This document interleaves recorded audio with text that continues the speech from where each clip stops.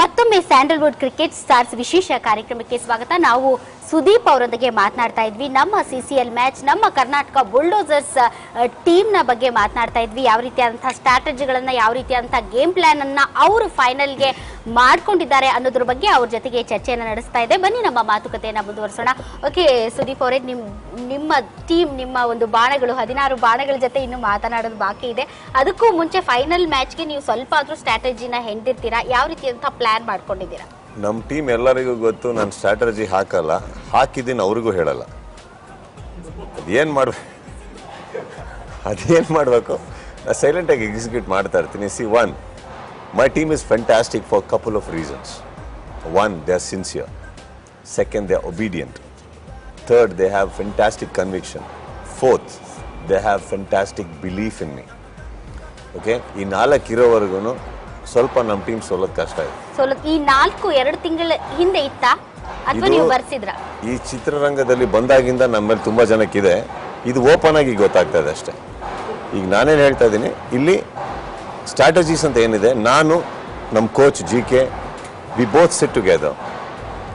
ಏನು ಪ್ಲಾನ್ ಮಾಡ್ಕೊಬೇಕು. ಏನಾಗುತ್ತೆ, ನಾವು ಯಾರನ್ನು ಹೋಗಿ ಅವ್ರ ಮೇಲೆ ಪ್ರೆಷರ್ ಹಾಕಿ ಇದು ಸ್ಟ್ರಾಟಜಿ, ಇದು ಹಿಂಗೆ ಮಾಡಬೇಕು ಅಂತ ನಾವು ಯಾವತ್ತೂ ಹೇಳಿಲ್ಲ, ದಬಾವ ಹಾಕೋಣ. ಹೋಗೋಕ್ಕಿಂತ ಮುಂಚೆ ಗ್ರೌಂಡಲ್ಲಿ ಆಲ್ವೇಸ್ ಒನ್ ಲೈನರ್ ಅಂತ ಇರುತ್ತೆ.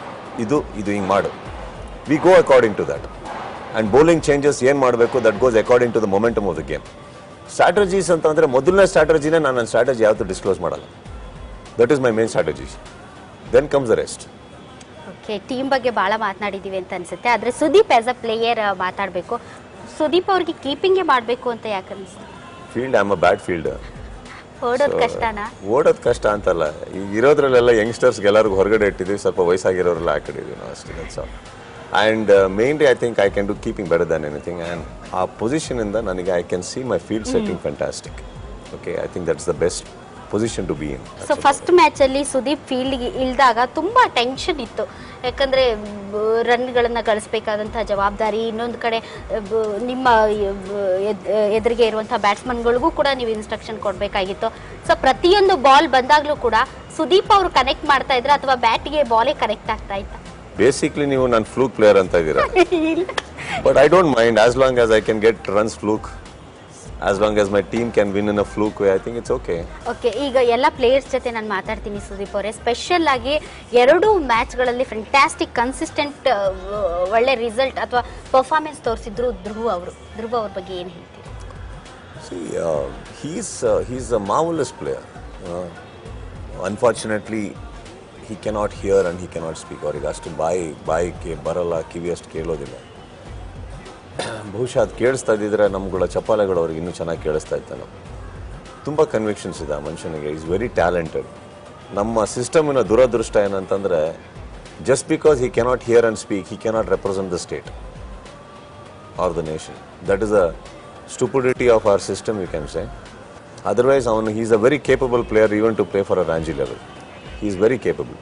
ಬಟ್ ಅವ್ರು ಯಾವುದು ಆ ಲೆವೆಲ್ ಆಡೇ ಇಲ್ಲ. ಟೆಕ್ನಿಕಲ್ ಎಷ್ಟು ಸೌಂಡ್ ಆಗಿ ಬ್ಯಾಟಿಂಗ್ ಮಾಡ್ತಾ ಇದ್ರು. ಅಲ್ಲಿ ಇರೋ ಅವರ ಫೀಲ್ಡ್ ಅಲ್ಲಿ ಇರೋವರೆಗೂ ನಿಜಕ್ಕೂ ಕೂಡ ನಾವು ಕಂಫರ್ಟೇಬಲ್ ಅಂತ ಅನಿಸ್ತಾ ಇತ್ತಲ್ವಾ ಸುದೀಪ್? ನೀವಿನ್ನು 14 ಜನ ನೋಡಿಲ್ಲ, ಬ್ಯಾಟಿಂಗ್ ಇನ್ನೂ ಸಿಕ್ಕಿಲ್ಲ. ತುಂಬಾ ಜನ ಇದ್ದಾರೆ, ಬರ್ತಾರೆ ಒಬ್ಬೊಬ್ರೆ. ಅಲ್ಲಿಯವರೆಗೆ ಚಾನ್ಸ್ ಹೋಗ್ಬೇಕು ಅಂತೀರಾ?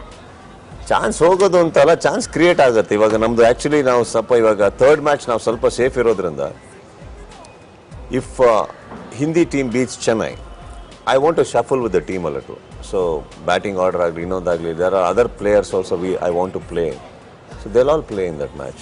Dhum dhamaka dhammare, dhum dhamaka, ho, dhum dhamaka dhammare, dhum dhamaka.